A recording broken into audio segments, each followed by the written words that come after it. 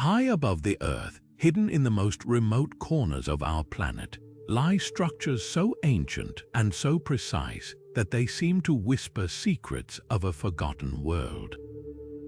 These are the sky crypts, massive, enigmatic monuments carved into mountaintops, suspended above clouds, or built in places where human hands should never have reached. Their stones fit together with impossible precision, their alignments mirror the stars, and their very existence challenges everything we think we know about history.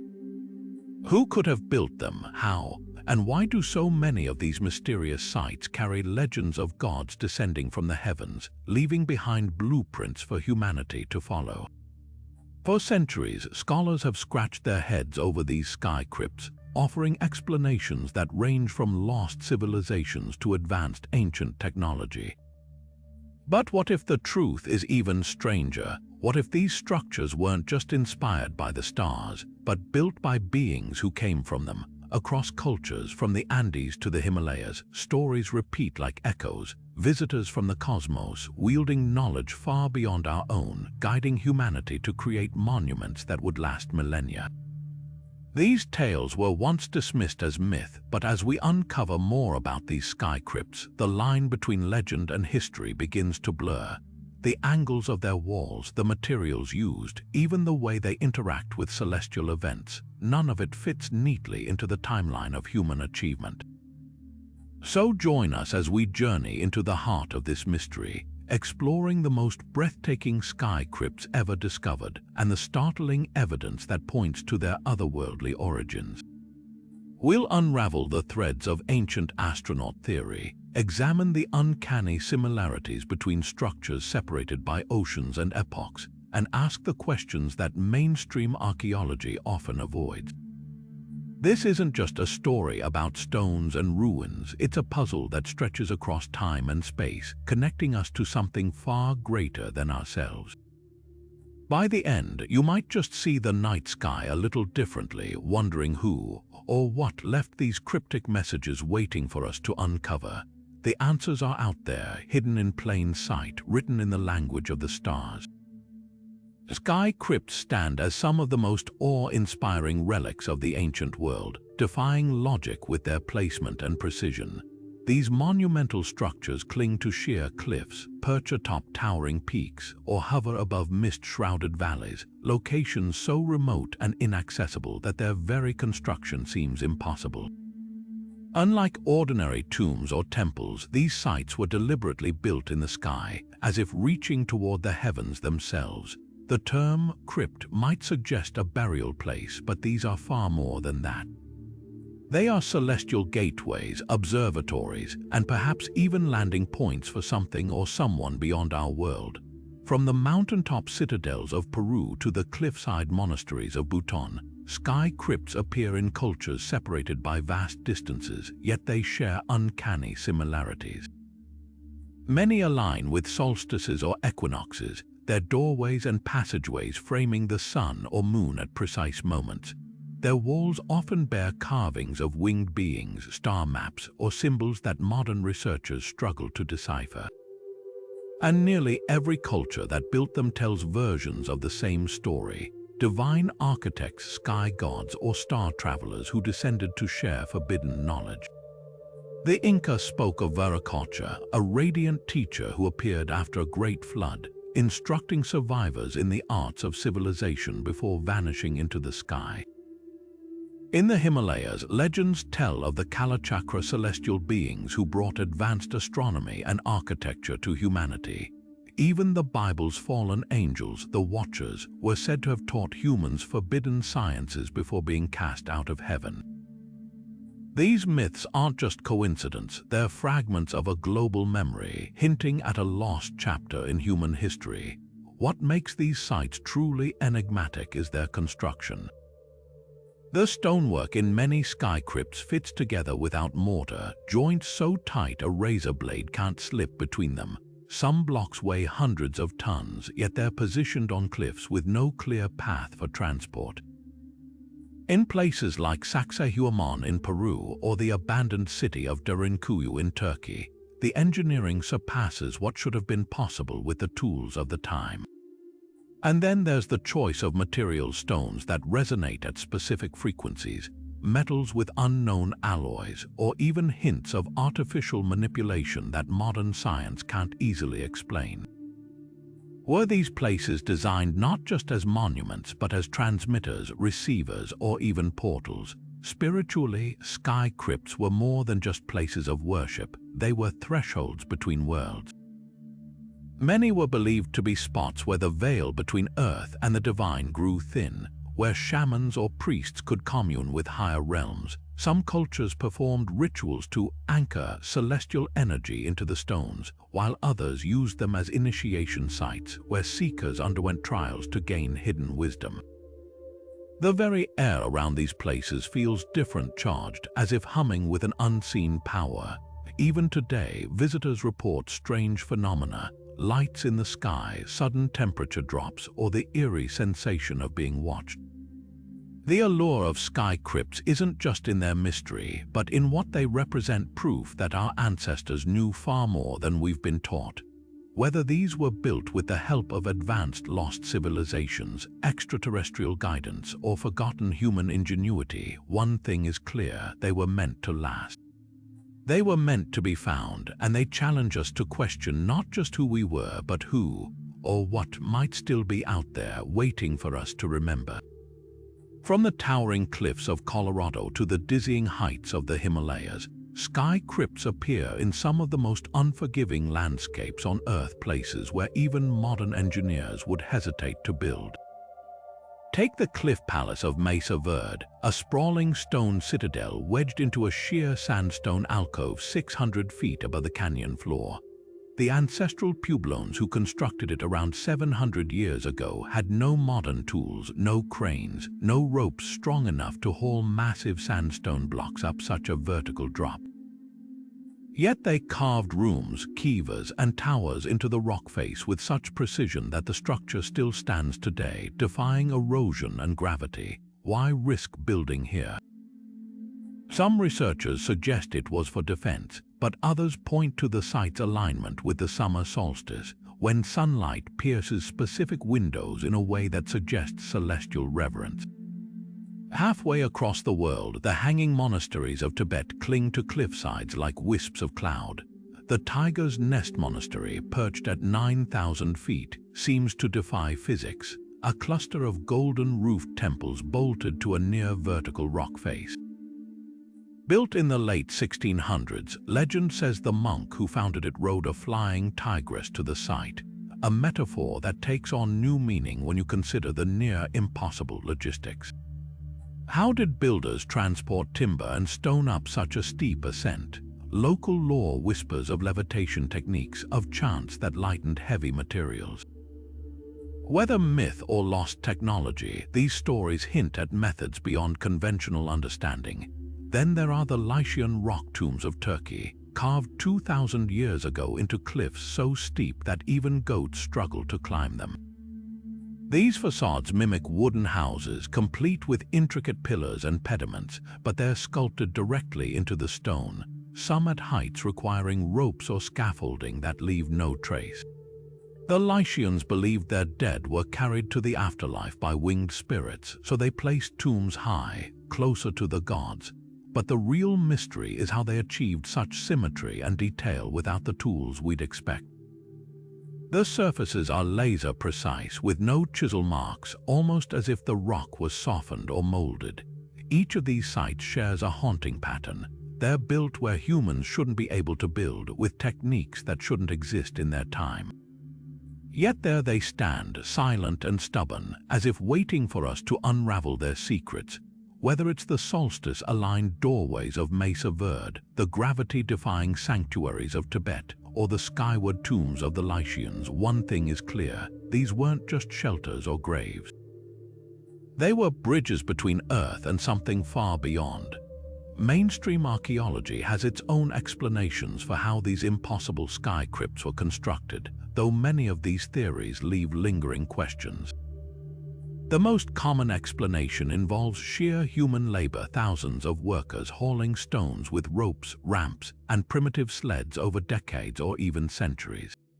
In places like the Andes, researchers point to the use of knotted fiber ropes and log rollers to move massive blocks, while in Turkey, they suggest a system of scaffolding and pulleys.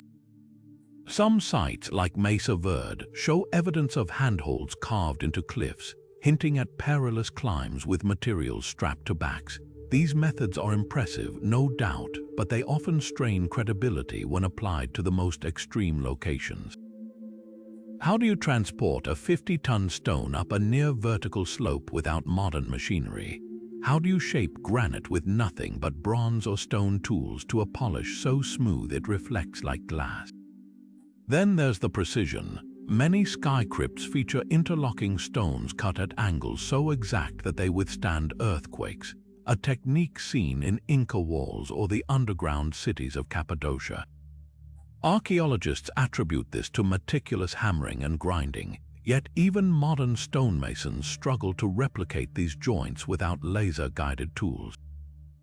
Some scholars propose the use of lost techniques like softening stone with plant acids or sonic vibration, methods hinted at in obscure texts but never proven.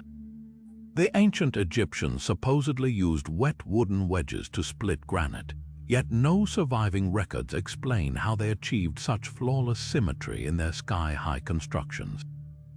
Labor theories also stumble when faced with the sheer scale of these projects.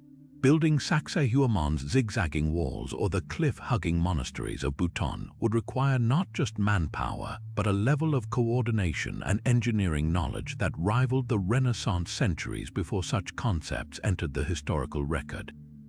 And why go to such lengths? Many of these sites have no obvious practical purpose, located far from water or arable land. If defense was the goal, why carve tombs into cliffs instead of fortifying ground-level settlements?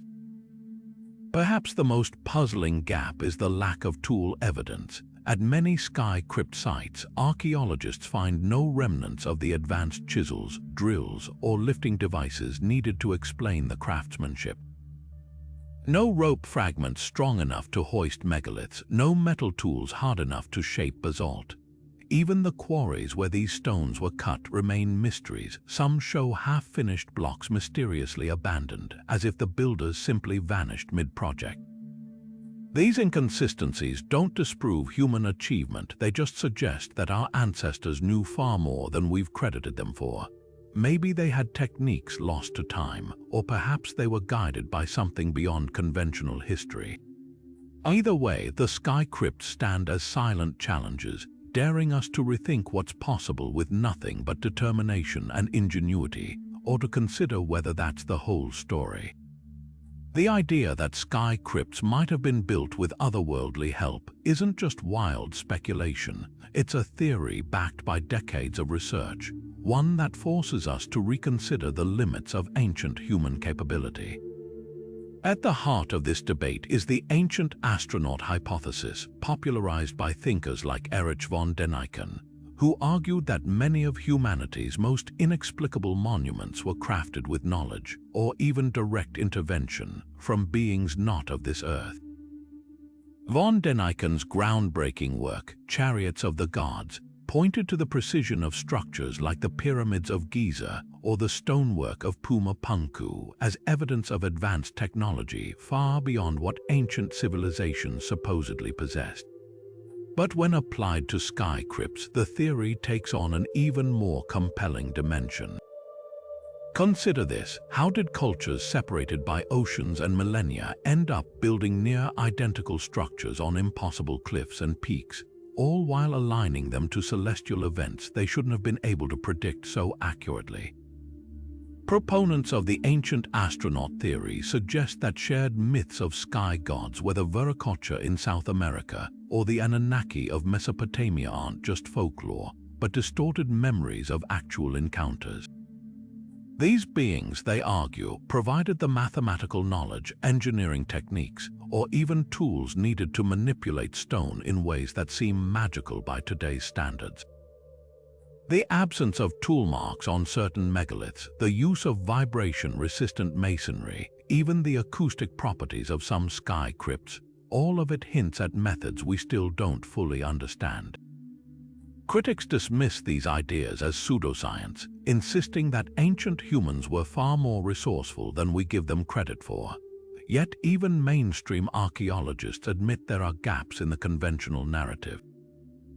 Take the Sahuite stone in Peru, a massive rock covered in intricate carvings of animals, temples, and what some describe as star maps. The precision of its engravings, all done without metal tools, defies explanation. Or the mysterious vitrified stone found in parts of Scotland and Turkey, rock melted at temperatures so high that natural causes can't account for it. Could these be traces of lost technology or even something more extraordinary?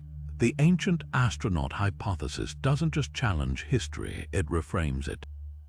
If sky crypts were landing sites, observatories, or energy hubs for extraterrestrial visitors, their remote placements make eerie sense. High altitudes would offer clear vantage points for celestial navigation, while isolated locations could serve as secure bases. Even the recurring theme of gods departing by air takes on new weight when viewed through this lens. Maybe these weren't metaphors, but eyewitness accounts of advanced craft leaving the very sites we now study with awe. Of course, the theory isn't without holes. Why would advanced beings need stone monuments at all? Why leave behind such cryptic clues instead of direct proof? Yet in a world where we're still discovering ancient cities buried under jungles and deserts, perhaps the answers lie waiting hidden in plain sight, just like the sky crypts themselves. Whether you buy into the ancient astronaut idea or not, one thing's certain: these structures refuse to fit neatly into the story we've been told, and that alone makes them worth a closer look. One of the most baffling features of sky crypts isn't just where they're built, it's when they're used. These ancient structures don't merely perch precariously on cliffs or nestle into mountaintops, they actively converse with the cosmos. Step inside the stone chambers of Newgrange in Ireland on the winter solstice, and you'll witness a phenomenon that defies coincidence. As dawn breaks on the shortest day of the year, a narrow beam of sunlight pierces the tomb's precisely aligned passageway, flooding the inner chamber with golden light for exactly 17 minutes. This isn't random. The entire structure functions as a colossal calendar, tracking the sun's movements with staggering accuracy, a feat achieved 5,000 years ago, millennia before modern astronomy formalized such calculations. Equally extraordinary is the solar alignment at Machu Picchu's Intihuatana stone, often called the hitching post of the sun. During the equinoxes, the granite pillar casts no shadow at noon, a deliberate engineering marvel that allowed the Inca to mark the sun's pause between seasons. But here's what's truly unsettling: the same precise alignments appear in sky crypts across unrelated cultures.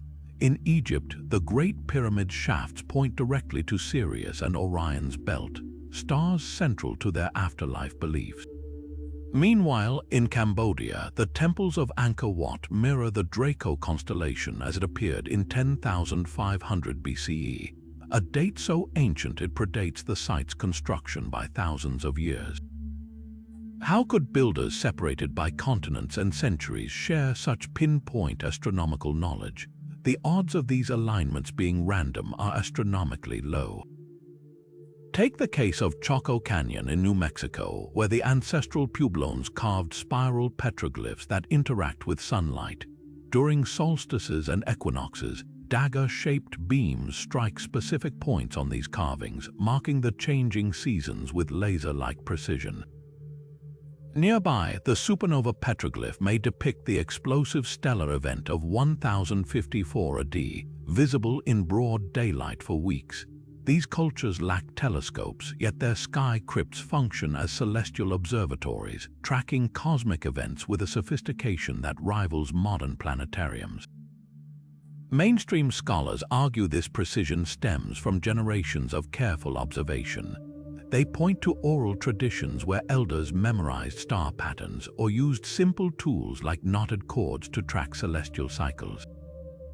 But even this explanation strains credulity when faced with sites like Göbekli Tepe in Turkey, built 11,600 years ago. Its T-shaped pillars are arranged to mirror the Cygnus constellation during the Younger Dryas period, an era of catastrophic climate change. The builders couldn't have relied on gradual knowledge accumulation. They got it right the first time, carving star maps into stone during an epoch when humans were supposedly hunter-gatherers. This raises a provocative question. Did these cultures develop advanced astronomy independently, or were they guided? The Dogon people of Mali, for instance, knew of Sirius B, a white dwarf star invisible to the naked eye centuries before telescopes confirmed its existence. Their legends speak of amphibious beings called the Nommo, who descended from Sirius to teach them cosmic secrets. Similarly, the Hopi tribe's underground kivas align with the Pleiades, a star cluster they claim their ancestors arrived from. These narratives, dismissed as myth for centuries, gain eerie resonance when juxtaposed with the hard evidence etched into stone. Perhaps the most compelling case for outside influence lies in the mathematics behind these alignments. Many sky crypts incorporate the golden ratio or precise pi calculations knowledge that shouldn't have existed in their eras. The Pyramid of Kukulkan at Chichen Itzá, for example, has 4 stairways with 91 steps each, totaling 364 steps plus the platform, a perfect solar year. The margin of error in these constructions is often less than a fraction of a degree, a level of exactness that implies access to tools or teachings beyond the archaeological record. Whether through lost human ingenuity or otherworldly mentorship, the celestial choreography of sky crypts forces us to confront an uncomfortable truth. These structures aren't just monuments, they're messages in stone urging us to look up and reconsider our place in the cosmos. And as we decode their alignments, we might just find that the stars have been trying to tell us something all along. The methods used to construct sky crypts are as bewildering as the structures themselves.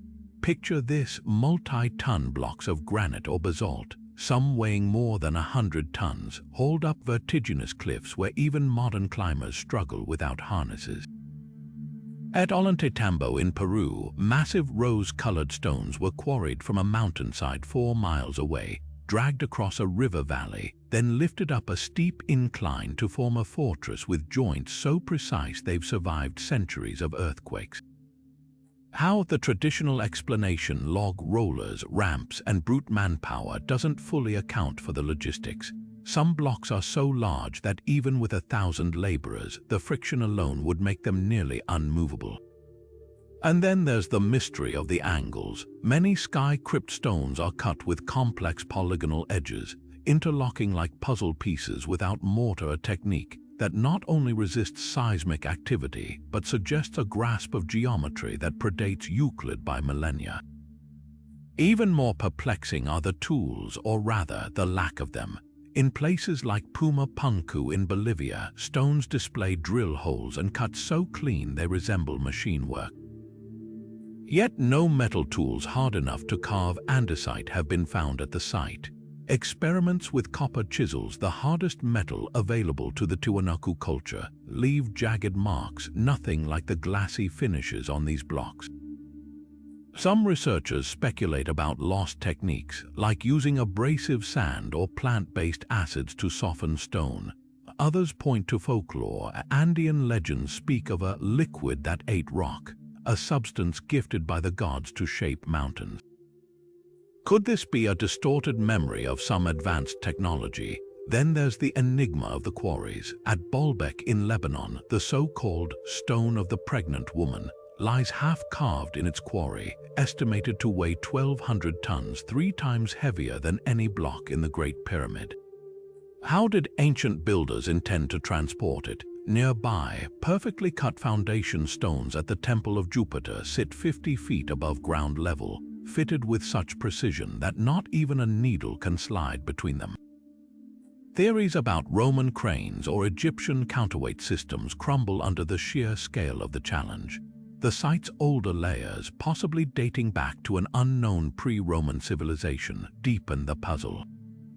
Carving techniques reach another level of impossibility in places like the Ajanta caves in India, where entire Buddhist monasteries were hollowed out of volcanic rock cliffs. The ceilings curve seamlessly into walls, pillars, and statues, all sculpted inward from a single rock face, with no room for error. The precision implies the use of detailed blueprints or guiding templates, yet no surviving records or sketches explain how such exacting work was achieved. Even stranger, some chambers resonate at specific frequencies, amplifying chants or creating harmonic echoes. Was this intentional? If so, the knowledge of acoustics rivals modern engineering. Perhaps the most haunting question isn't just how these feats were accomplished, but why go to such extremes. Sky crypts demand labor and resources far beyond practical needs.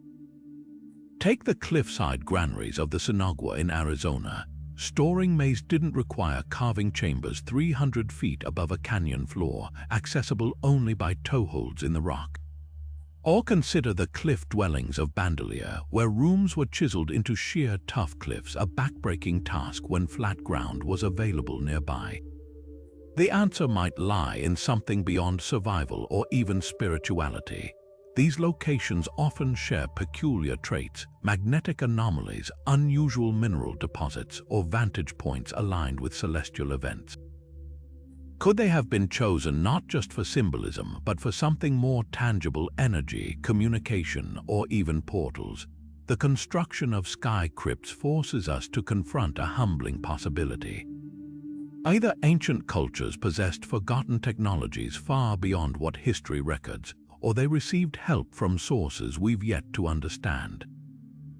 Either way, these stones aren't just remnants of the past, they're deliberate challenges, left behind to make us question what we think we know. Stories of celestial architects echo through time, whispered by cultures that never met yet share eerily similar tales.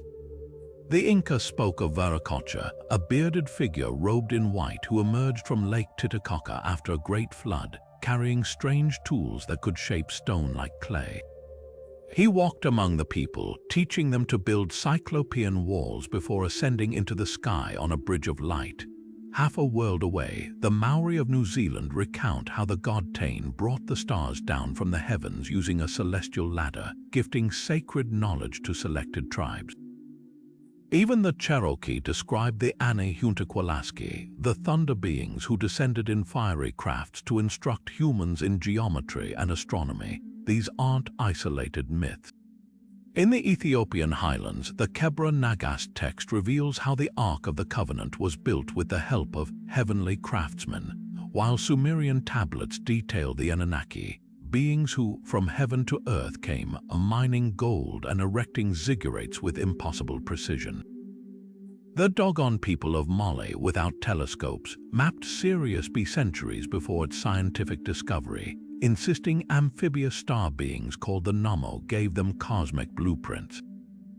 The parallels are too stark to dismiss. Divine visitors arrive after cataclysms, share forbidden knowledge, then depart skyward, often promising to return. What's chilling is how these stories mirror the technical enigmas of sky crypts. The Hopi speak of their ancestors constructing cliff dwellings under the guidance of the Kachina, winged spirits who demonstrated anti-gravity techniques. In Tibet, ancient texts describe the Vimana, flying palaces whose pilots used sonic chants to levitate stones. Even biblical passages like Ezekiel's wheel or Enoch's accounts of being taught the measurements of the earth by angels read like first-hand encounters with advanced technology. Some anthropologists argue these legends stem from humanity's collective imagination, projecting gods onto natural phenomena. But when you compare details, the descriptions of radiant beings in metallic garments, the emphasis on precise astronomical alignments, even the recurring motif of a great flood preceding their arrival, the theory of shared hallucination strains credibility. Take the case of Peru's Marcahuasi Plateau, where local shamans still perform rituals at rock formations they claim were molded by star visitors using sound that liquefies stone. Nearby at Sehuite, a massive monolith depicts an entire landscape with rivers, temples, and terraces carved with topographic accuracy that suggests aerial surveying. The most compelling thread, these visitors allegedly left behind not just stories but tangible instructions. The Navajo speak of the Star People gifting crystals that could store knowledge, while Welsh folklore tells of the Coraniite, a race with hypersensitive hearing who built stone circles as energy traps. In India, the Mahabharata describes the demon Maya Danava constructing palaces with floating thrones using a celestial text called the Surya Siddhanta, which contains shockingly accurate calculations of planetary motions. What unites these narratives is the insistence that sky crypts aren't merely buildings, they're messages. The Kogi people of Colombia, who still guard the ruins of Tayuna, describe their mountain city as a cosmic motherboard, designed to mirror constellations as a warning about humanity's disconnect from the heavens. Similarly, the Aboriginal Australians' Dreamtime stories position Uluru not just as a rock, but as a beacon left by the Wandjina sky beings who painted their likenesses in caves as a reminder of their vigil. These oral traditions were long dismissed as primitive folktales, yet as we decode the acoustic properties of Malta's hypogeum or the electromagnetic anomalies at Peru's Hayumaka, a stone doorway locals swear is a stellar gateway, the myths begin to sound less like fiction and more like fractured history. Whether these accounts stem from shared human psychology or something far older, one truth emerges: our ancestors didn't just build sky crypts to touch the stars. They built them because something or someone from the stars first touched us. Among the most puzzling discoveries near sky crypts are materials that simply don't belong, substances with properties that defy the known capabilities of the civilizations who built them. Take the vitrified stone found at sites like Scotland's Dunderdale or Turkey's Hattusa. These rocks appear melted, as if exposed to heat so intense it turned them glassy.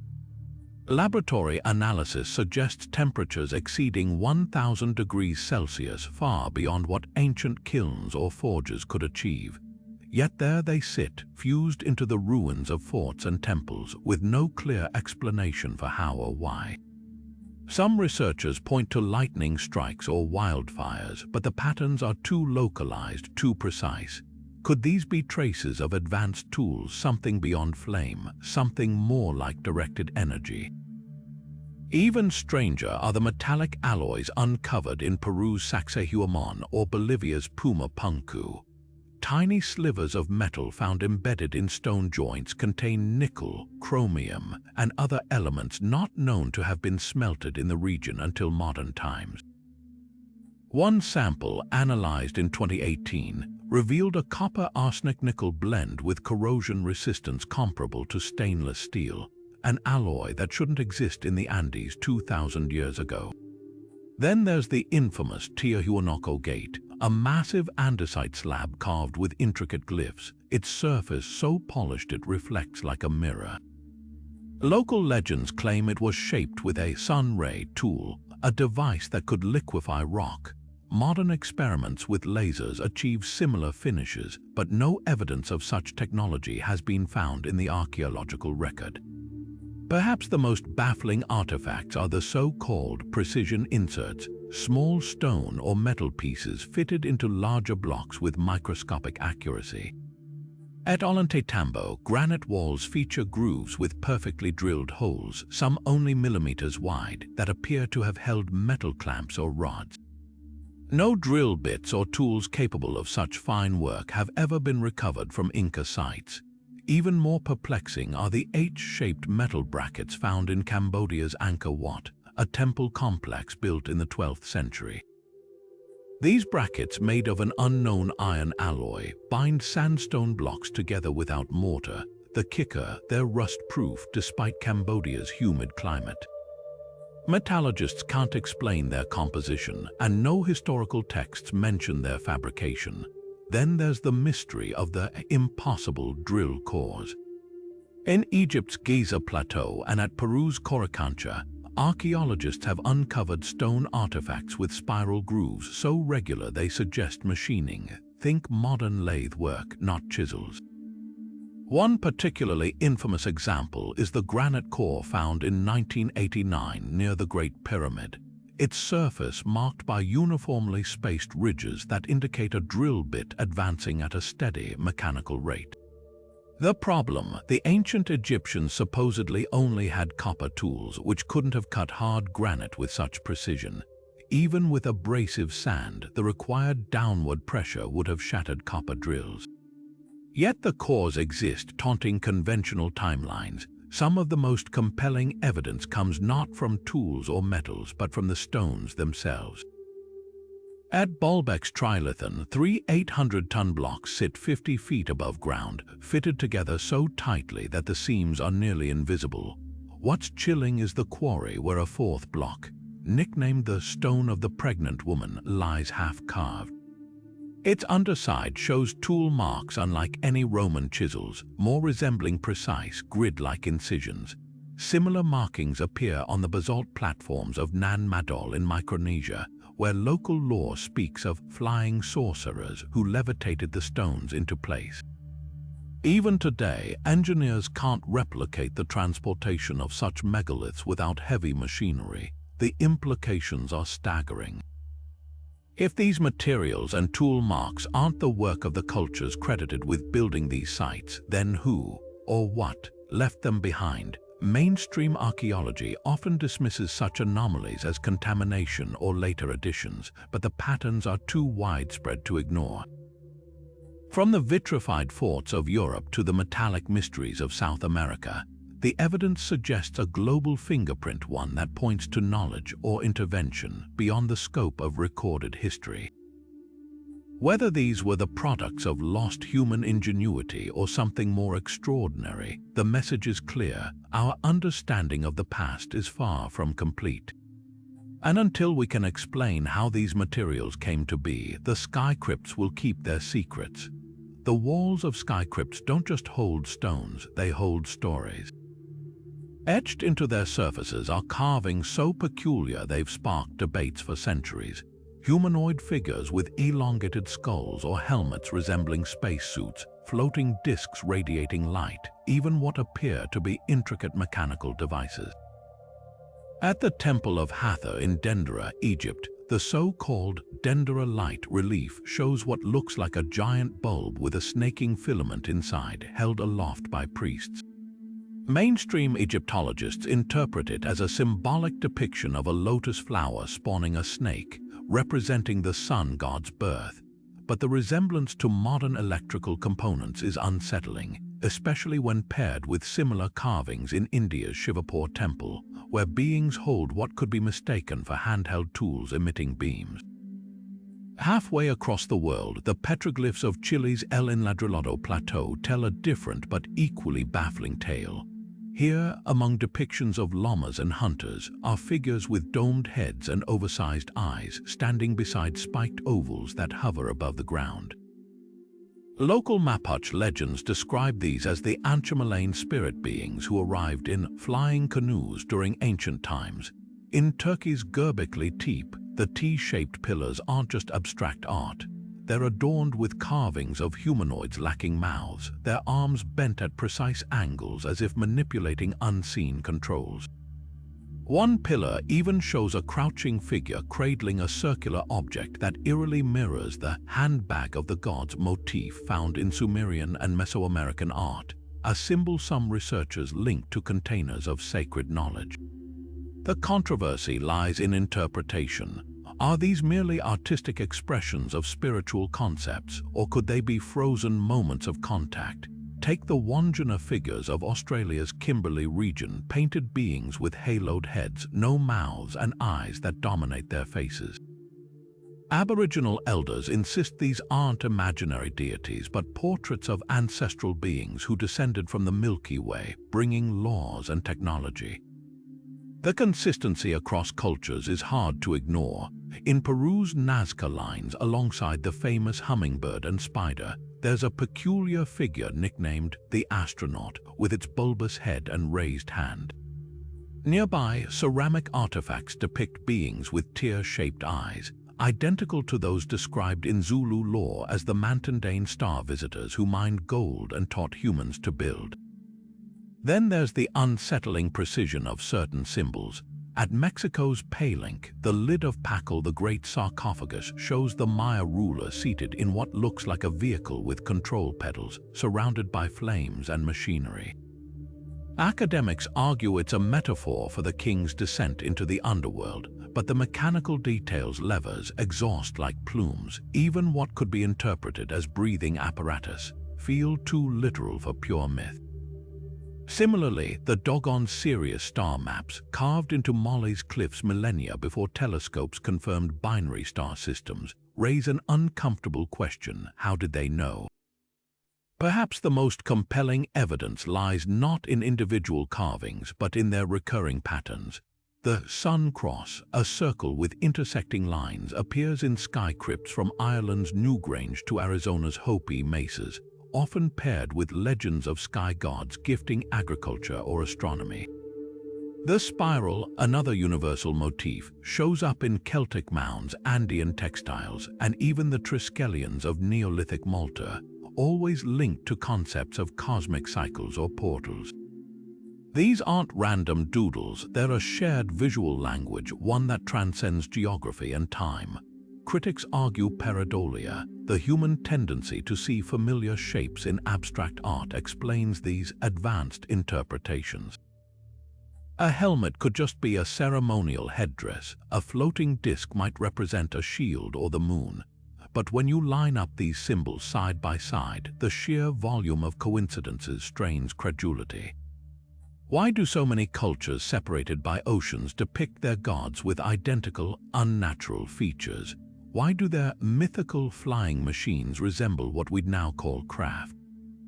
And most tellingly, why place these images in structures built to last millennia, as if ensuring the message would survive?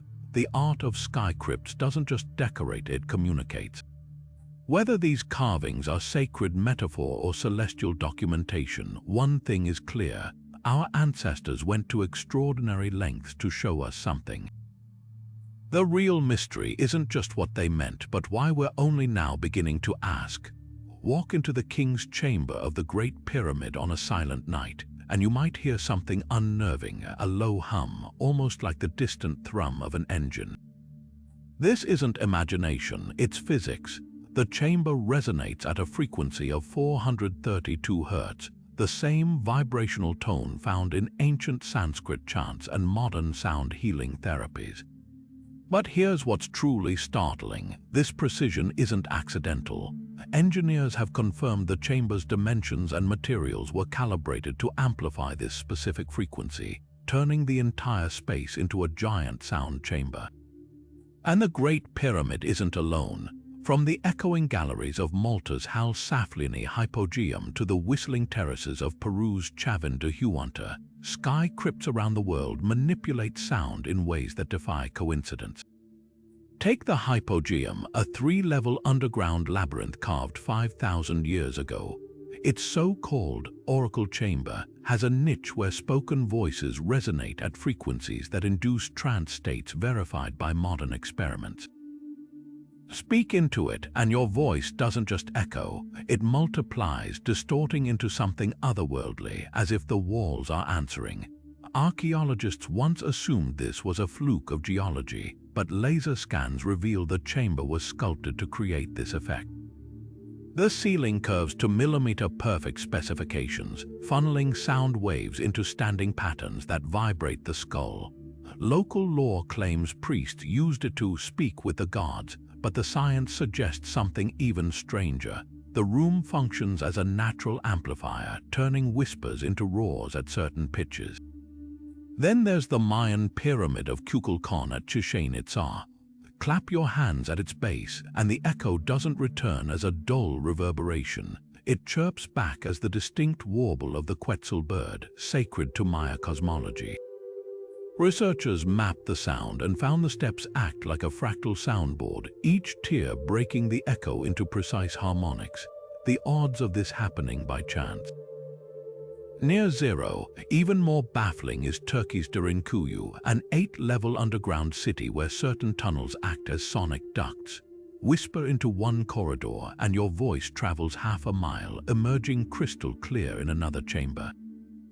The builders didn't just carve rooms, they engineered acoustical telephones. Why would ancient cultures invest such effort into sonic precision? One theory points to communication. In the Andes, researchers discovered rocks at Sacsayhuaman that ring like bells when struck, a property seen in no other local stone. When arranged in specific patterns, they produce harmonic tones that carry for miles. Were these proto-radios transmitting coded messages across valleys? Another possibility lies in neuroscience. Studies show certain frequencies, like those emitted by sky crypt chambers, stimulate the brain's theta waves, inducing meditative or visionary states. The Tibetan monks who chant in cliffside monasteries have known this for centuries.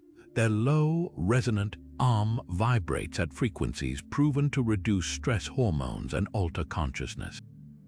But the most provocative idea comes from physicist Gordon Freeman, who mapped the acoustics of Britain's Stonehenge. He found the blue stones, when struck, emit tones that interact with the site's circular layout to create standing waves, energy patterns that could, in theory, disrupt gravity's pull. Indigenous legends here speak of stones singing themselves into place, while Polynesian navigators used resonant stones to locate islands across open ocean by listening for their hum over waves. Could sky crypts be leveraging similar principles, using sound not just for ritual but as a tool or even a weapon? The evidence is etched into the stones themselves. At Peru's Ollantaytambo, some walls feature zigzag patterns identical to cymatics, experiments the visible shapes sound waves make when vibrating sand on a plate. In Egypt's Temple of Karnak, hieroglyphs depict priests holding what look like tuning forks beside inscriptions that translate to, "The words of the gods are heard in silence." Even more telling are the Nag Hammadi texts, where early Christian mystics describe using vibrations of light and sound to open portals. Whether metaphor or manual, one thing is clear: the builders of sky crypts didn't just see sound. They harnessed it, and in their silent, soaring chambers, something still sings. The sky crypts are not alone in their mystery. They share a startling kinship with other ancient megaliths that defy simple explanation. Look at the Great Pyramid of Giza, its foundation aligned to true north with an error margin of just 3/60ths of a degree. Like the sky crypts perched on cliffs, its construction required moving 2.5-ton blocks hundreds of miles, then positioning them with precision that modern engineers struggle to replicate. Both structures share another eerie signature: celestial alignment. The pyramid's air shafts point directly to Orion's belt and Sirius, mirroring how Andean sky crypts frame the Pleiades during solstices. Even more puzzling, both used materials with acoustic properties. The pyramid's granite resonates at specific frequencies, much like the humming stones of Sacsayhuaman. Were these monuments designed not just to reach the stars but to communicate with them? Then there's Stonehenge, a ring of towering sarcens hauled from quarries over 20 miles away. Like the cliffside monasteries of Bhutan, its builders chose an exposed, elevated site, a windswept plain where the horizon stretches uninterrupted. Both locations function as colossal calendars. Stonehenge marks solstices with sunlight piercing its arches, while sky crypts like Newgrange flood their chambers with equinox light. The shared precision is uncanny. Even the materials whisper secrets. The blue stones of Stonehenge, sourced from Wales' Preseli Hills, emit unique sonic vibrations when struck, echoing the harmonic chambers of Malta's hypogeum. Could these cultures, separated by oceans and millennia, have been tapping into the same forgotten science of sound and stone? Venture to Lebanon's Baalbek, and you'll find the trilithon, 3 800-ton blocks stacked 50 feet high. Their scale rivals the megaliths of Ollantaytambo, where rose-colored stones were somehow lifted up mountain passes without pulleys or wheels. Both sites share a curious detail. Local legends speak of giants or gods who built them in a single night. Even more telling are the tool marks. Baalbek stones show drill holes with spiral grooves identical to those found in Egyptian and Peruvian sites, a technique that shouldn't exist in the ancient world. The patterns suggest not just shared knowledge, but possibly a shared teacher. Perhaps the most haunting parallel lies in the symbols.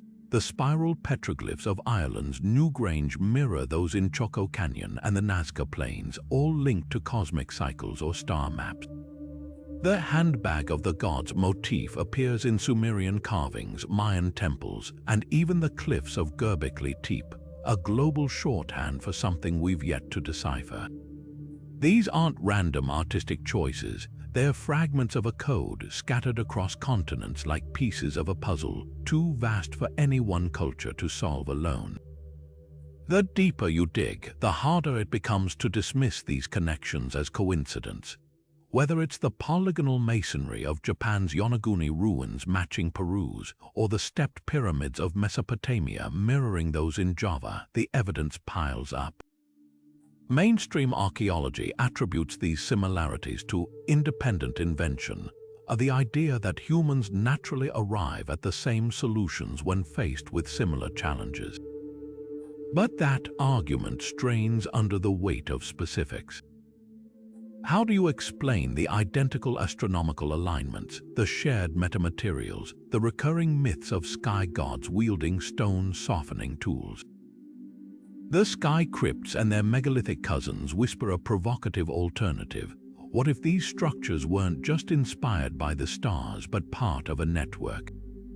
A scattering of waypoints, observatories, or even transmitters left behind by something or someone, with a plan far grander than we've dared to imagine.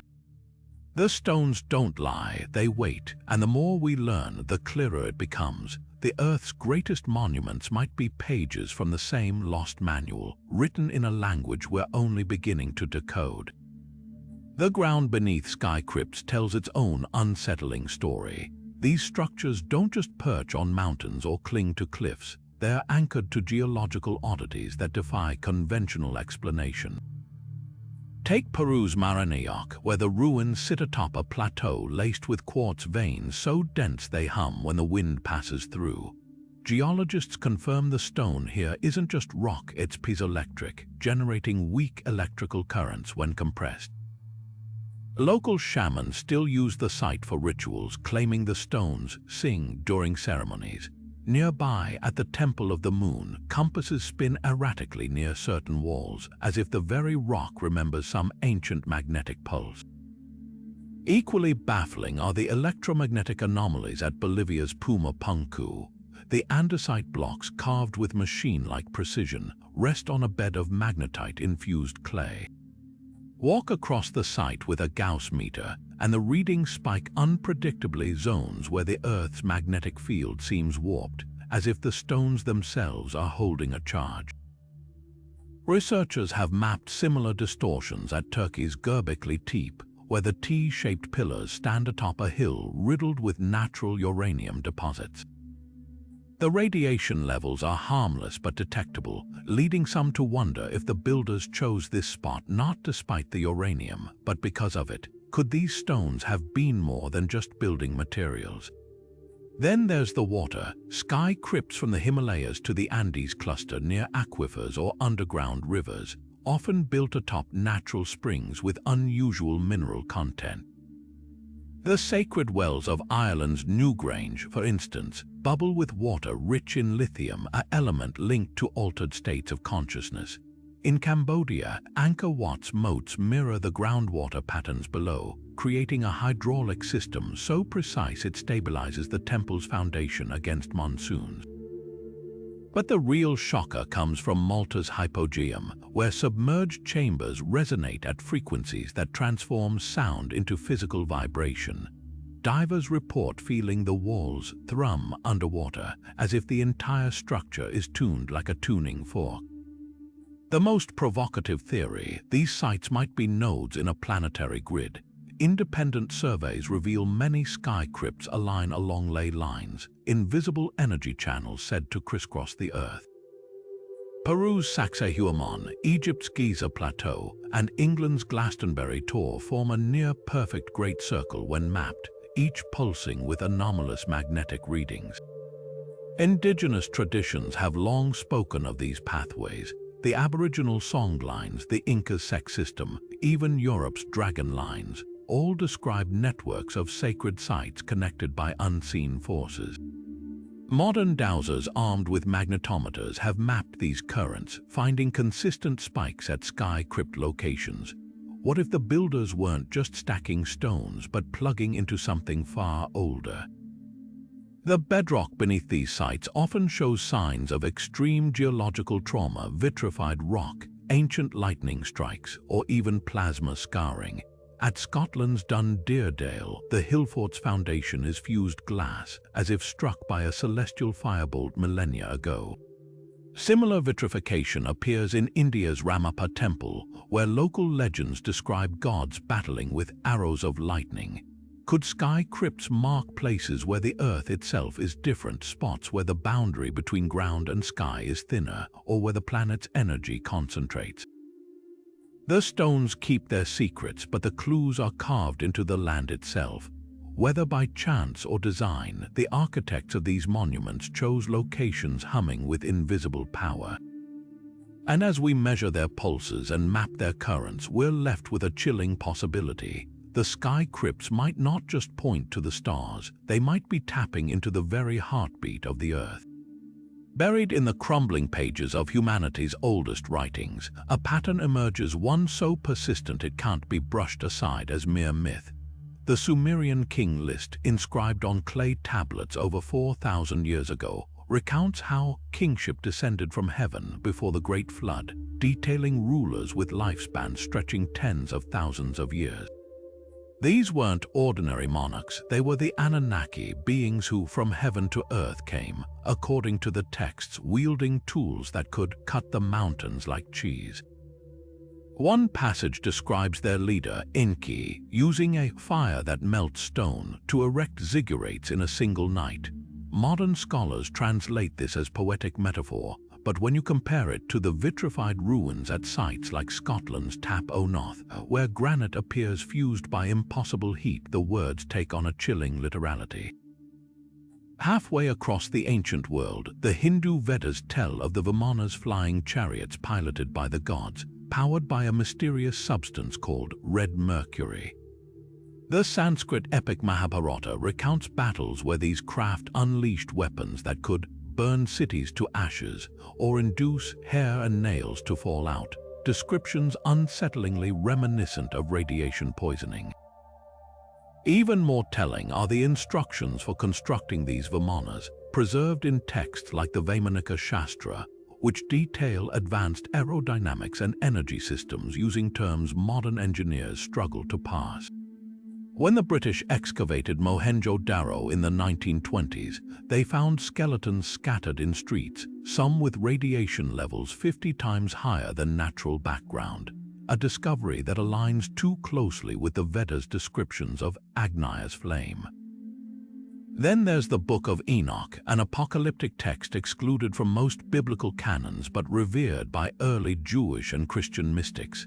Enoch describes being taken aboard a chariot of fire by beings called the Watchers, who showed him the workings of the heavens and earth. These entities, he claims, taught humanity forbidden arts, metallurgy, astrology, even cosmetics before being punished for their transgressions. The parallels to other cultures' sky god stories are impossible to ignore. The Watchers' rebellion mirrors the Greek Titanomachy, while their hybrid offspring, the Nephilim, echo the demigods of global myth. Most haunting is Enoch's description of their homeland, a place beyond the crystal firmament, where the days are as years, a possible nod to relativistic time dilation in space travel. Even in the Americas, these motifs persist. The Popol Vuh, the sacred book of the Maya, speaks of the sky lords who arrived after the first dawn, bearing instruments to measure the heavens. One passage details how they used a cord of light to lift massive stones, while glyphs at Palenque depict rulers receiving what look like handheld devices from descending deities. The Aztec Codex Rios recounts how the god Quetzalcoatl departed on a serpent of mirrors, promising to return, a prophecy so potent that when Cortés arrived in 1519, Moctezuma allegedly mistook his ships for the god's vessels. What unites these accounts isn't just their shared imagery, winged beings, fiery crafts, forbidden knowledge, but their insistence that these events were historical, not allegorical. The Dogon tribe of Mali, untouched by modern astronomy until the 20th century, preserved oral traditions about Sirius B, a dwarf star invisible without telescopes, describing its density and orbit with eerie accuracy. Their priests claim this knowledge came from amphibious star visitors called the Nommo, who arrived in an arc that spun on its axis during a great deluge. When French anthropologists first recorded these stories in the 1930s, astronomers had only just confirmed Sirius B's existence. Coincidence? Or could these texts and oral histories be fractured records of something far older? A chapter of human history we're only beginning to decipher. The most compelling detail isn't in any single story, but in their shared silences. None of these texts describe the sky gods as magical or supernatural. They're consistently portrayed as advanced beings with technology indistinguishable from divine power. The Sumerians called it Mi, a term encompassing both sacred knowledge and practical engineering. The Egyptians depicted Thoth holding a staff that measured the harmony of the heavens, while the Chinese Huangdi Nijing describes the yellow emperor's flying carriage with gears and pivots. These weren't worshipful abstractions, they were attempts to document the indocumentable, to explain the unexplainable with the vocabulary of the time. As we piece together these fragments, the melted stones, the celestial blueprints, the warnings of fire from heaven, we're left with a disquieting possibility. Maybe our ancestors weren't imagining gods in the sky. Maybe they were remembering them. Mainstream archaeologists and historians approach the sky crypt mystery with a fundamentally different lens, one that emphasizes human innovation rather than extraterrestrial intervention. Their arguments are rooted in tangible evidence, from tool fragments to labor organization techniques, that collectively paint a picture of civilizations far more advanced than traditional timelines suggest.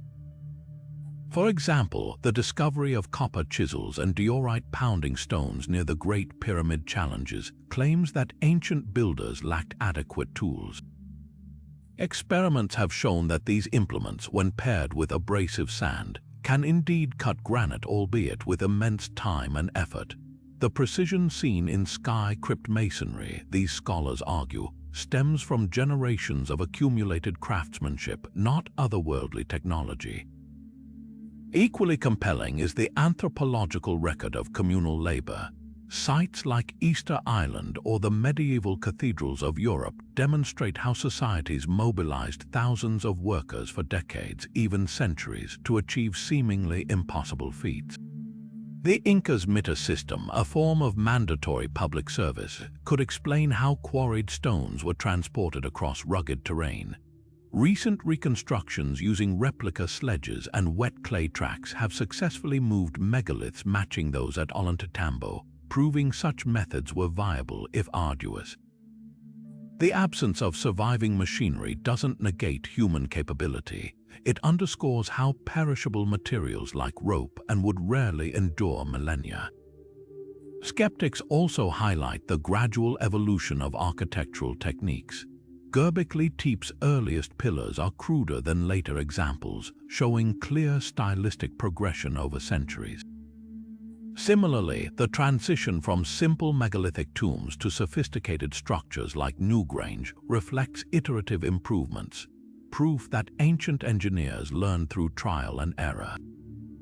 Even celestial alignments can be explained by patient observation. Cultures like the Babylonians meticulously recorded star movements for agricultural and religious purposes, knowledge that could have spread via trade routes. The doggone serious lore, some anthropologists suggest, might trace back to contact with European astronomers during the colonial era rather than ancestral star visitors. Perhaps the most pointed rebuttal concerns the selective interpretation of myths. While stories of sky gods are widespread, they vary dramatically in detail. The Anunnaki's gold mining motives in Sumerian texts bear little resemblance to the Andean Viracocha's flood teachings or the Mauritanian celestial ladders. Critics argue that attributing these disparate narratives to a single extraterrestrial source ignores cultural context. What some call anti-gravity technology could symbolize spiritual ascension. Vitrified stone might result from ritual fires or lightning strikes. Without physical artifacts like spacecraft or alien tools, they contend, the ancient astronaut theory relies too heavily on subjective readings of iconography and legend. The debate often hinges on Occam's razor, the principle that the simplest explanation is usually correct. Human ingenuity, coupled with time and collective effort, can account for sky crypts without invoking interstellar intervention.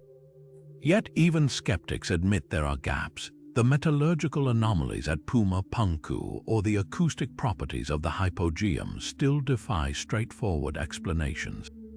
The truth may lie somewhere in between, not gods from the stars, but a forgotten epoch of human achievement, where knowledge once flourished only to be lost to war, disaster, or time. Until new evidence emerges, the sky crypts will remain a testament to what we still don't understand about our own past. The skies above sky crypts aren't just home to ancient legends, they're active stages for modern mysteries. Reports of unidentified aerial phenomena near these sites pile up like unread pages in some cosmic dossier.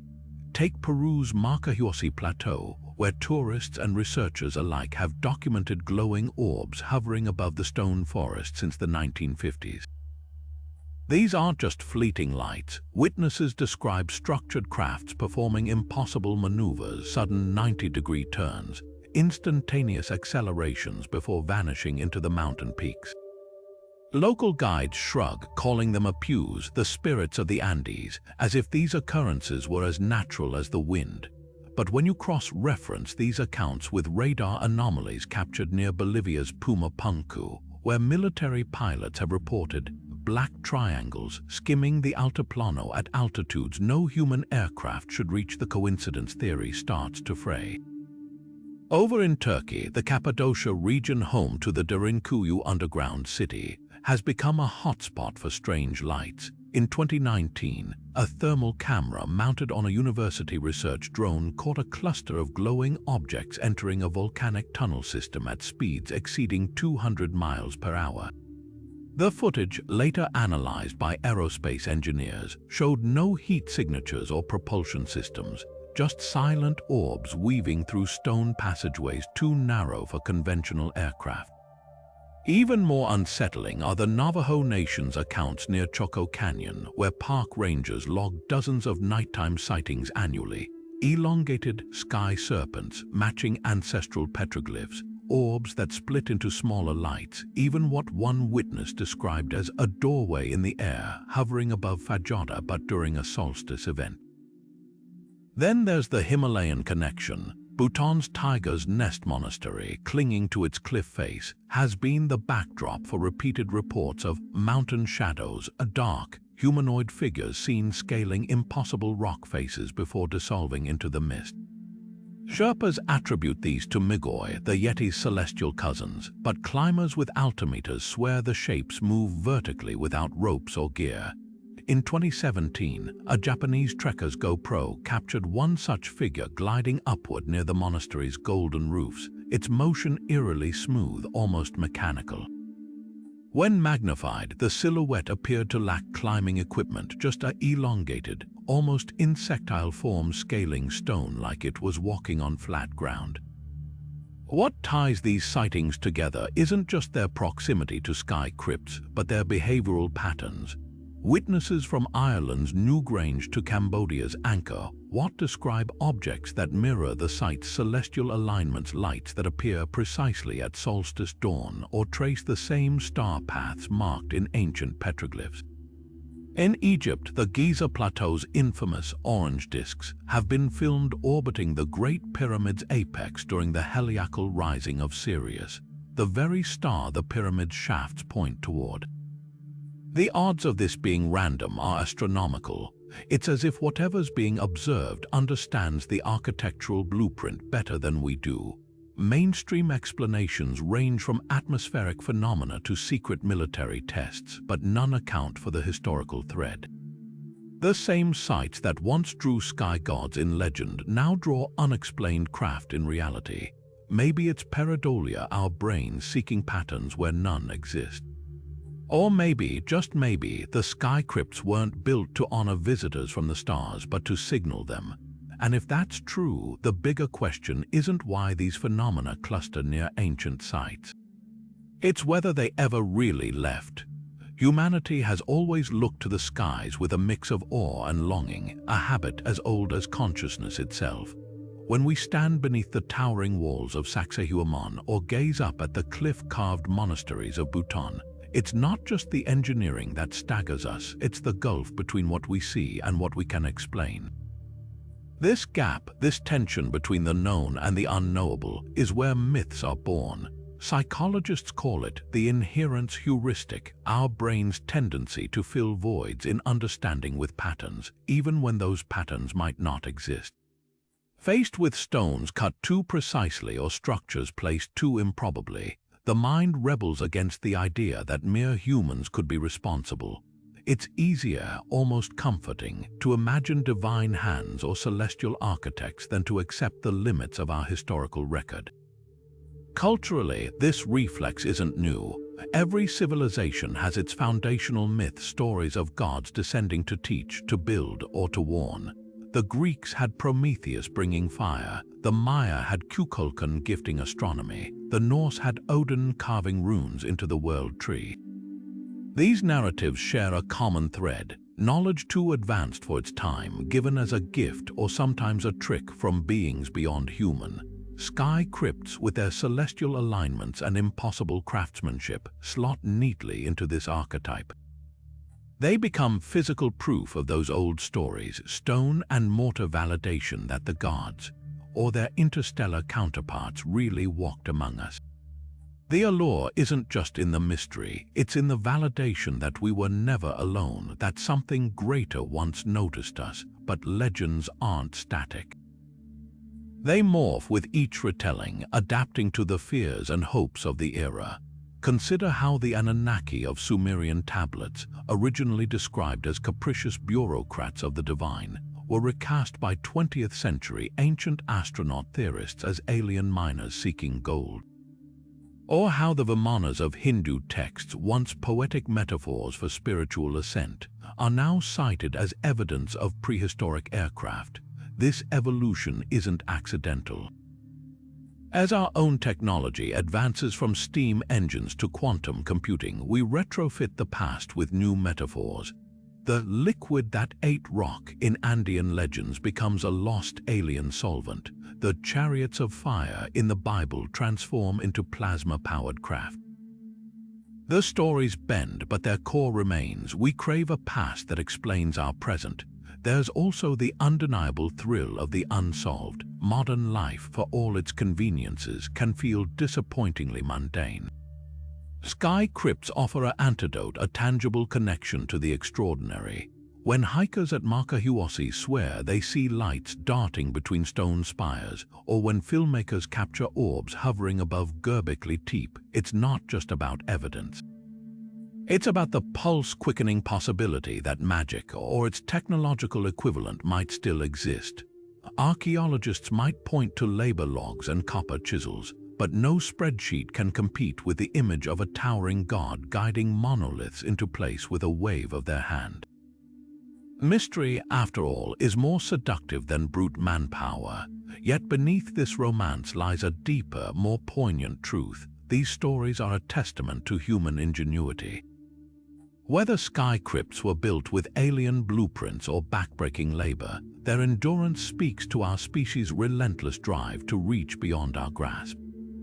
The irony is rich. In our eagerness to credit extraterrestrials, we sometimes rob our ancestors of their brilliance. The Inca's mastery of seismic-resistant masonry, the Tiwanaku's precision in andesite carving, the Druids' celestial calculations, these are feats worthy of wonder on their own. Perhaps the real mystery isn't who helped them, but how much they achieved with nothing but time, observation, and hands hardened by stone. Legends will always evolve, and sky crypts will likely forever dance on the edge between history and myth. But whether we see them as messages from the stars or monuments to human tenacity, they undeniably pull our gaze upward. In the end, that might be their greatest purpose, not to answer our questions, but to keep us asking. Imagine stumbling upon a crashed object, something so advanced it might as well be magic. Now picture ancient humans doing the same, prying open strange metal panels to find glowing crystals or geometric devices humming with energy. This isn't science fiction. It's the heart of the reverse engineering hypothesis, the idea that sky crypts weren't just inspired by celestial visitors, but built using repurposed alien technology. Proponents point to artifacts like the Baghdad Battery, a 2,000-year-old clay jar containing an acidic residue and copper cylinder, capable of generating a faint electrical charge. Could such finds be remnants of a larger, lost understanding? The mechanics of reverse engineering are more plausible than they seem. Modern labs routinely dissect foreign tech. Think of Cold War-era Soviet engineers painstakingly copying downed US aircraft. Ancient humans confronted with unfamiliar devices might have taken a similar approach. Take the Antikythera mechanism, a Greek analog computer from 82 BCE. Its gearwork tracking planetary movements with precision unmatched until the Renaissance. Mainstream historians call it an outlier of Hellenistic ingenuity, but some researchers note its sudden sophistication, like a leap in knowledge with no clear precursor. Could it have been a copy of something older, something not of this world? Then there's the matter of materials. The vitrified stone at Scotland's Dun Deerdale and Turkey's Hattusa shows signs of exposure to extreme, focused heat. Temperatures achievable today with lasers or plasma torches. Ancient texts like the Mahabharata describe the Brahmastra, a weapon that melted stone like wax in fire. If such devices existed, even in limited numbers, their misuse or accidental activation could explain these glassy ruins. More intriguing are the metallic alloys found embedded in Andean walls. Nickel-chromium blends with stainless properties compositions that wouldn't be reinvented until the Industrial Revolution. Metallurgists argue these could result from smelting rare ores, but the absence of slag pits or trial fragments suggests another possibility: recycled fragments from a higher tech source. The real sticking point is knowledge transfer. Reverse engineering isn't just about copying shapes, it requires grasping underlying principles. How would Bronze Age humans comprehend circuitry or anti-gravity? Here, the myths offer a chilling thread. The Dogon Sirius star maps, the Maya's long count calendar tracking galactic alignments, these weren't just observational. They imply handed-down understanding, as if someone translated advanced concepts into earthly terms. The Egyptian Book of Thoth, said to contain secrets of walking like the gods, describes manipulating the fabric of the sky, using tuned crystals, a description eerily close to modern theories about resonant frequency and gravity control. Skeptics counter that ancient humans were brilliant enough without extraterrestrial help. After all, Neolithic builders constructed Göbekli Tepe using nothing but flint and persistence. But the reverse engineering theory doesn't necessarily negate human genius, it suggests a catalyst. Consider the Renaissance, where rediscovered Greek texts sparked leaps in art and science. What if sky crypts are the physical echoes of a similar moment, one where celestial texts, whether devices or direct teachings, accelerated human potential? The implications ripple outward. If even partial reverse engineering occurred, it reshapes our view of history's timeline. Technologies might have risen and collapsed in cycles, their origins obscured by time. More unsettling, if ancient humans could repurpose alien tech, might someone today be doing the same, unaware they're rediscovering what was already found? The answers, like the sky crypts themselves, remain just out of reach, tantalizing fragments of a puzzle we've only begun to assemble. What if the sky crypts were never meant to be just monuments or tombs? What if they were doors? Across cultures and epochs, these towering structures share an uncanny resemblance to thresholds, their archways and chambers aligned not just to stars, but to something far more elusive. The concept of ancient portals isn't science fiction. It's woven into the very fabric of sky crypt mythology. Take Peru's Aramumuru, the so-called Gate of the Gods, a sheer rock face carved with a rectangular depression resembling a doorway. Local legends insist it's a dormant passage once activated by a golden disc. It allowed heroes and deities to step between worlds.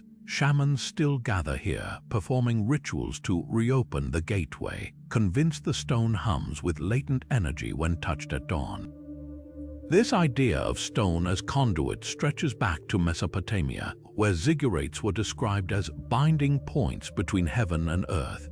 The Epic of Gilgamesh speaks of the hero ascending through the Gate of the Sun atop a temple tower, encountering beings who came and went like mist. In Ireland, Newgrange's entrance stone is carved with spirals believed to symbolize the veil between realms, a motif repeated in Polynesian petroglyphs and Hopi sand paintings. Even the Bible's Jacob, dreaming of a ladder to heaven, rests his head on a stone he later anoints as Bethel, the house of God. These aren't isolated metaphors. They're fragments of a global belief system that viewed certain stones, certain structures, as living connectors to the unseen. The architecture itself hints at function beyond symbolism. Many sky crypts feature resonant chambers, rooms designed to amplify specific frequencies. Malta's Hypogeum, a labyrinthine underground complex, contains a niche called the Oracle Room where vocal tones vibrate at precisely 110 Hz. A frequency scientifically shown to alter brain activity and induce trance states. Similar acoustic properties exist in the King's Chamber of the Great Pyramid and Peru's Chavin de Huanta. Could these have been ancient dial-up devices using sound to thin the barrier between dimensions? Modern quantum physics suggests reality might consist of vibrating strings. What if the builders knew how to tune stone to those vibrations? Then there's the eerie consistency of portal lore. The Navajo speak of stargates in their Four Corners homeland, describing ancestors who emerged from underground into this world. Aboriginal Australians tell of dreaming tracks, invisible pathways linking sacred sites, where the Wandjina spirits travel between the physical and spiritual realms. Most striking is the recurring motif of keys, the Viracocha's golden disc in the Andes, Thor's hammer Mjolnir unlocking Bifrost in Norse myth, even the Staff of Aaron that parted the Red Sea. These weren't just tools, they were depicted as literal and figurative switches, mechanisms to activate hidden doorways. Skeptics argue portal theories romanticize practical archaeology. Yet even hard science acknowledges anomalies at these sites. Magnetometers detect strange fluctuations around sky crypt entrances, as if the stones retain a charge. Thermal imaging sometimes reveals cold spots in precise geometric shapes, rectangles within rectangles, like unfinished doorframes. At Bolivia's Puma Punku, one granite block bears a perfect cylindrical hole drilled at an angle impossible to achieve with primitive tools, its interior showing spiral marks identical to modern core samples. Was this an anchor point for something more complex than we've imagined? Perhaps the most haunting evidence lies in the accounts of those who have risked entering these spaces. Explorers at Derinkuyu's underground city report sudden disorientation in certain tunnels, compass needles spinning wildly before snapping back to true north. Climbers near Bhutan's tiger's nest describe time lapses ascending a path in afternoon light only to emerge at the summit under stars with no memory of hours passing. These stories mirror indigenous warnings of threshold guardians, spirits or energies that test intruders, ensuring only the worthy pass. Whether psychological phenomenon or something more, the pattern is undeniable. Sky crypts don't just mark sacred ground. They behave like it. The portal theory forces us to confront an unsettling possibility, that the ancients didn't just worship the cosmos but interacted with it. Their crypts might have been laboratories, switchboards, or even landing pads built where the veil was thinnest, where stone could sing, and where the sky wasn't the limit but the invitation. Beneath the official narratives of archaeology lies a shadow world of whispered discoveries, artifacts too controversial to display, sites too explosive to publish. The story of sky crypts is no exception. Whistleblowers and rogue researchers have long claimed that key findings about these structures have been locked away, deemed too disruptive for mainstream history.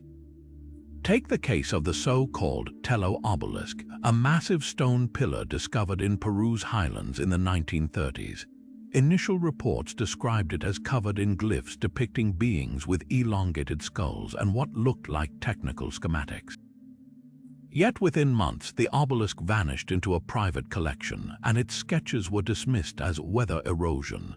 Decades later, a leaked museum inventory listed it as undergoing restoration, though no one has seen it since. Even more provocative are the rumors surrounding Turkey's Derinkuyu.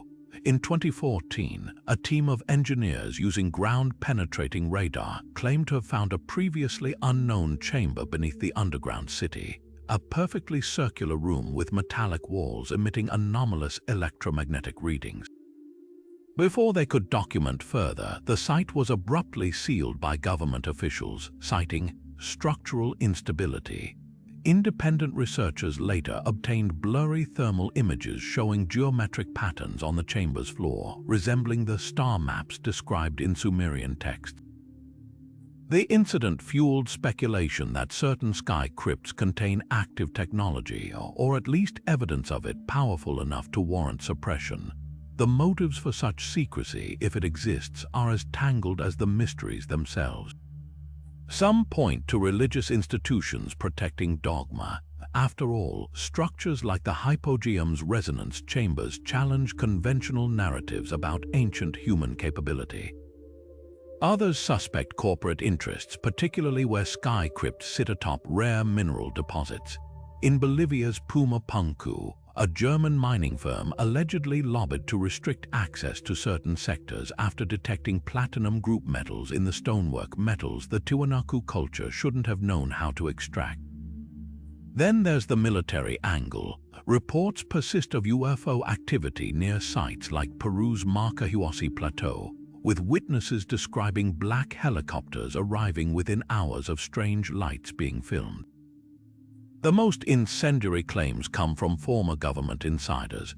In a rarely cited 1987 interview, a retired Soviet archaeologist alleged that KGB agents had recovered a crystalline device from a Tibetan sky monastery, capable of emitting frequencies that induced visions. The artifact was shipped to Moscow for study, then disappeared. Similar stories swirl around Area 51's rumored artifacts room, where recovered objects from global ancient sites are supposedly reverse-engineered. While no smoking gun proves these claims, the pattern is unsettling. Wherever sky crypts reveal their most perplexing secrets, access mysteriously tightens. Mainstream scholars dismiss these narratives as conspiracy fodder, arguing that delays in publishing findings stem from bureaucratic backlog, not malice. Yet even they admit some anomalies defy ready explanation. The sealed archives of the Vatican, for instance, reportedly hold 16th-century Jesuit accounts of Inca priests using mirrors that captured voices from the stars at Sacsayhuaman, a detail omitted from official translations. In China, archaeologists working on the Qin dynasty's mountaintop observatories were reportedly pressured to redact references to sky metals from their reports. These omissions, whether innocent or intentional, feed legitimate questions about how much we're permitted to know. Perhaps the truth lies somewhere between paranoia and pragmatism. In a world where history shapes identity and resources spark wars, controlling the narrative of human origins is power. If sky crypts hold proof that our past is stranger than textbooks allow, revealing it could upend religions, economies, even geopolitical stability. Until every locked vault is opened and every sealed report declassified, these structures will remain not just monuments to ancient genius, but litmus tests for modern transparency, stone-cold reminders that some secrets are still buried, waiting for the right moment to surface. To the civilizations that built them, sky crypts were far more than architectural marvels. They were sacred intersections where earth met sky, where mortals could brush against the divine. These towering sanctuaries pulsed with spiritual energy, designed not just to mimic the heavens but to channel their power. The Inca Sacsayhuaman, with its zigzagging walls mirroring lightning bolts, was believed to harness the fury of Illapa, the storm god. Priests conducted ceremonies during thunderstorms, timing rituals to the split second when lightning split the sky, convinced the stones could capture and store celestial energy. Similar practices unfolded at Göbekli Tepe, where circular enclosures aligned with the Cygnus constellation served as stages for shamanic journeys. Animal bones found in the ruins suggest participants consumed psychotropic brews, entering trances to commune with star beings depicted on the pillars. The rituals performed in these spaces followed eerie parallels across cultures. In the cliffside monasteries of Meteora, Greek Orthodox monks swung in baskets to reach their cells, believing isolation at such heights purified prayer. Tibetan sky burials, where bodies were left on high platforms for vultures, echoed the Andean practice of placing mummies in mountaintop cholpas, both traditions viewing elevation as a conveyor to the afterlife. Perhaps most striking were the acoustic ceremonies at Malta's hypogeum, where priests chanted in tones that made the entire chamber vibrate. Modern tests confirm certain frequencies induce visions by stimulating the brain's temporal lobe, suggesting these echo rituals weren't just theater but technology, a way to chemically alter perception and open the door to other realms. These sites also served as cosmic classrooms. The Maya's Caracol Observatory at Chichen Itza wasn't just for tracking Venus. Initiates underwent grueling trials in its twisting corridors, emerging only after memorizing celestial cycles whispered through its echo chambers. In Egypt, the pyramid texts describe pharaohs ascending through star-lined shafts to join the Aku, luminous beings who imparted wisdom in chambers resonating at 432 Hz, a frequency still used today for meditation. Even the Nazca lines, visible only from altitude, may have been walked as labyrinthine prayer paths, their giant glyphs acting as conduits for messages to sky gods. What unites these practices is the conviction that height equaled enlightenment. Whether through hallucinogens, sound waves, or sheer altitude, sky crypts offered controlled pathways to transcendence. Their very stone seems imbued with intent. The andesite blocks of Puma Punku vibrate subtly in windstorms, emitting tones locals call the gods' whispering.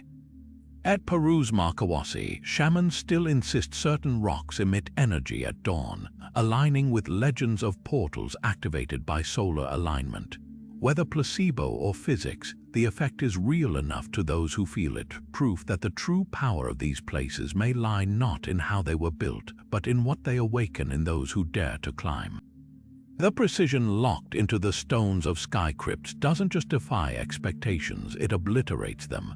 Consider the infamous walls of Sacsayhuaman, where massive limestone blocks weighing up to 300 tons fit together with seams so tight you couldn't slip a razor blade between them. The curves and angles aren't just aesthetic, they're engineered to withstand earthquakes, dissipating seismic energy like modern shock absorbers. This isn't guesswork. Engineers from Japan's Disaster Prevention Research Institute have confirmed the design reduces tremor impact by over 60%.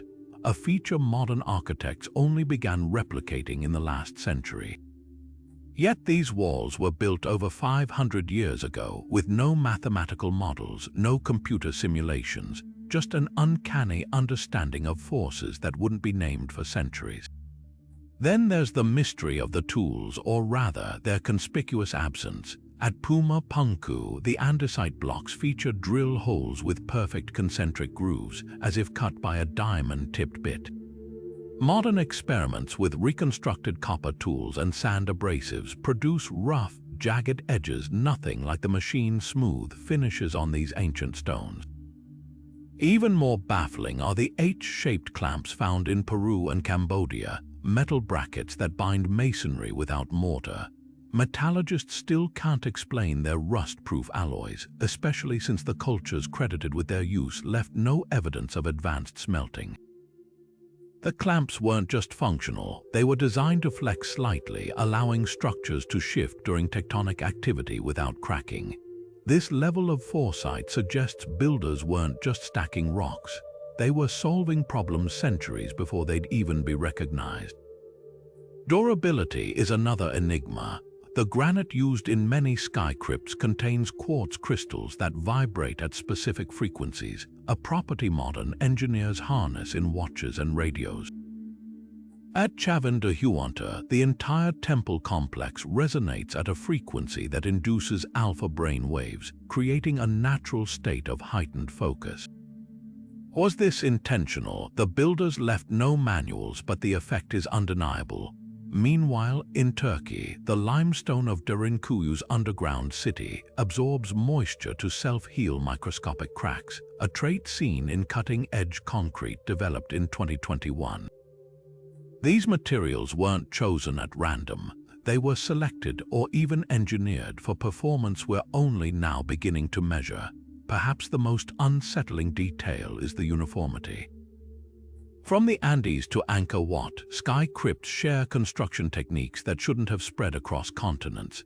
The polygonal masonry of Japan's Yonaguni ruins mirrors Peru's Ollantaytambo, with interlocking stones cut at identical angles. Both cultures lacked wheels or draft animals, yet both somehow moved megaliths up gradients that would challenge modern cranes.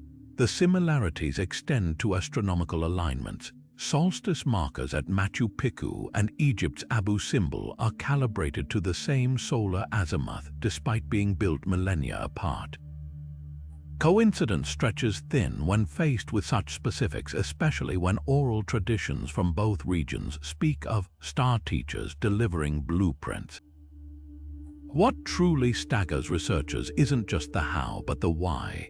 The labor required to quarry, transport, and shape these stones would have consumed entire generations.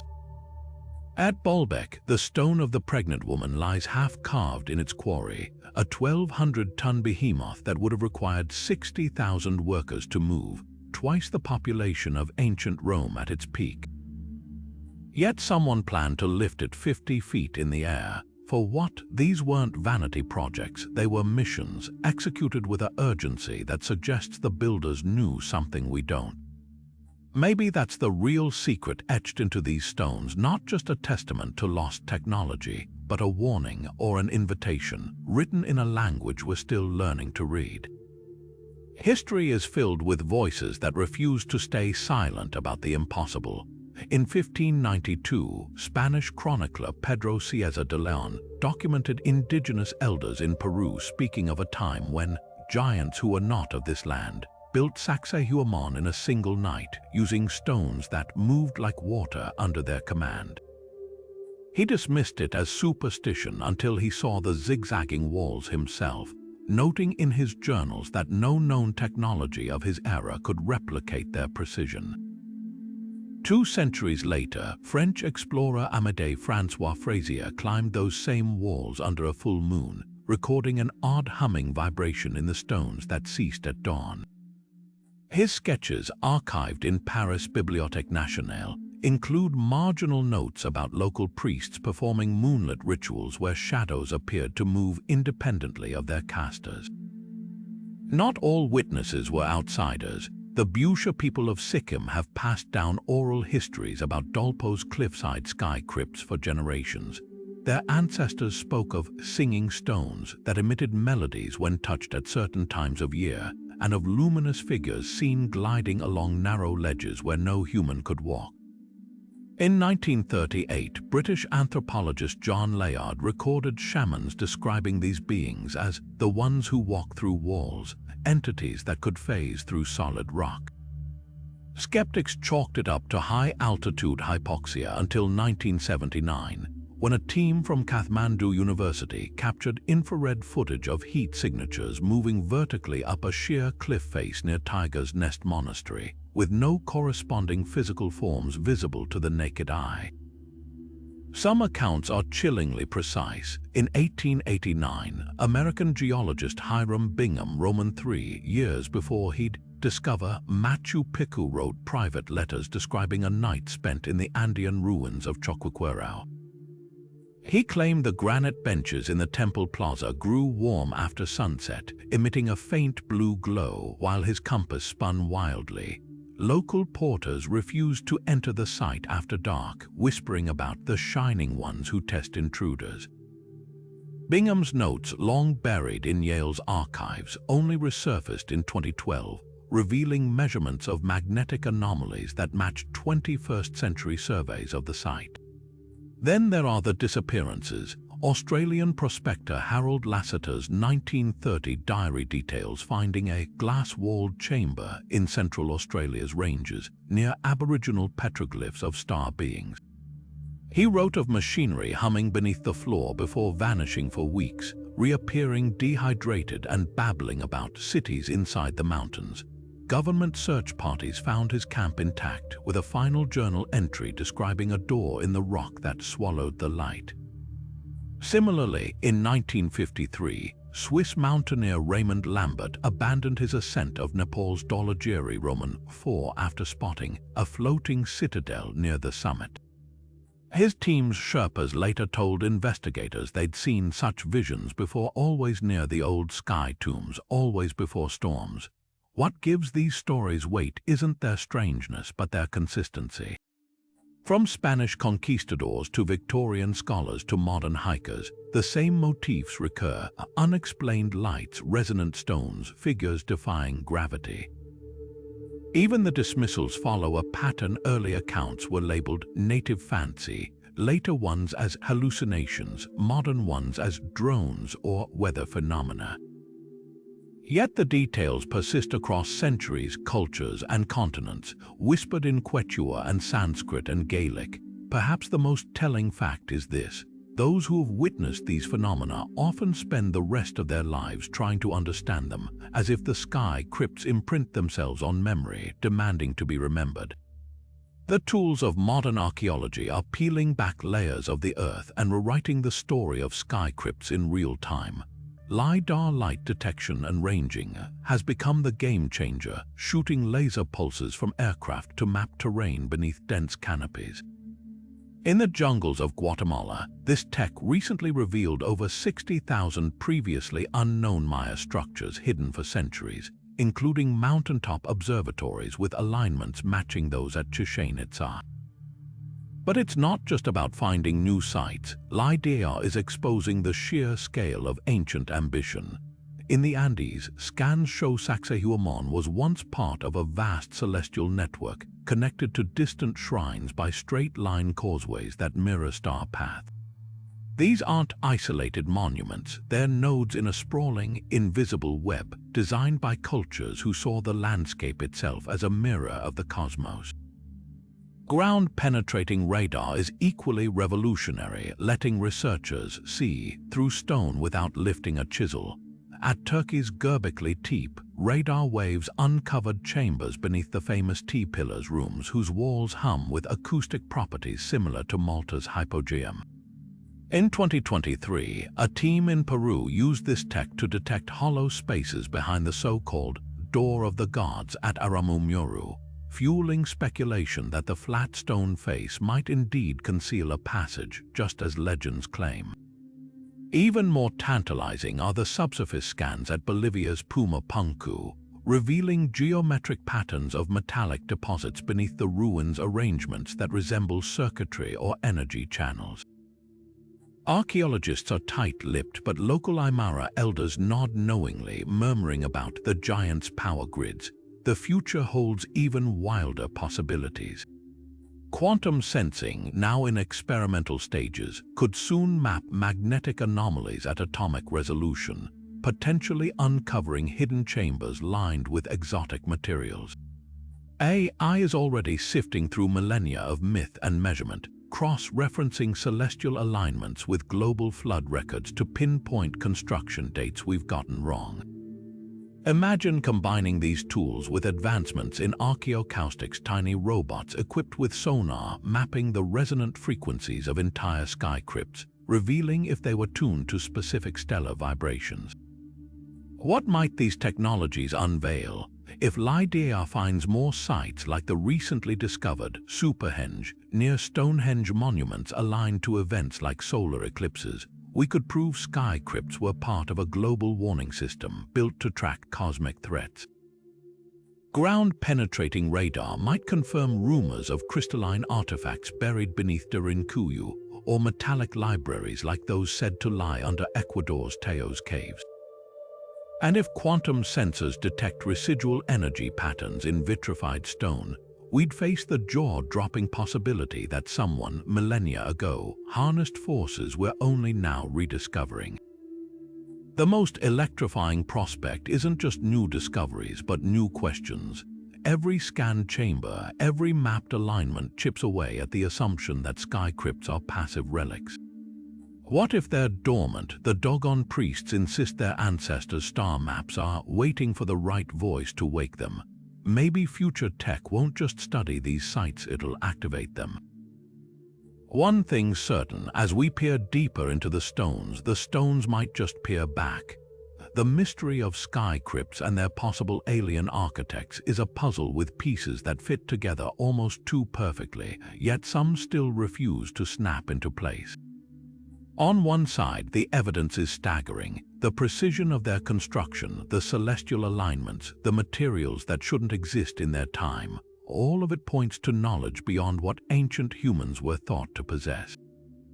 Take Puma Punku's andesite blocks cut with machine-like accuracy, or Sacsayhuaman's seismic proof walls, engineered to withstand forces we only learned to calculate centuries later.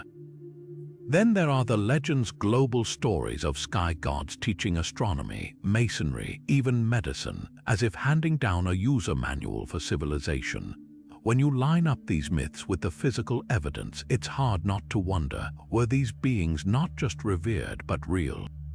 But skepticism has its own compelling arguments. Human ingenuity is often underestimated. The pyramids, the Great Wall, the cathedrals of Europe, all were built with nothing but sweat, time, and relentless problem-solving. Could sky crypts simply be another example of what happens when a culture pours generations of labor into a single vision? The absence of extraterrestrial artifacts is another gap.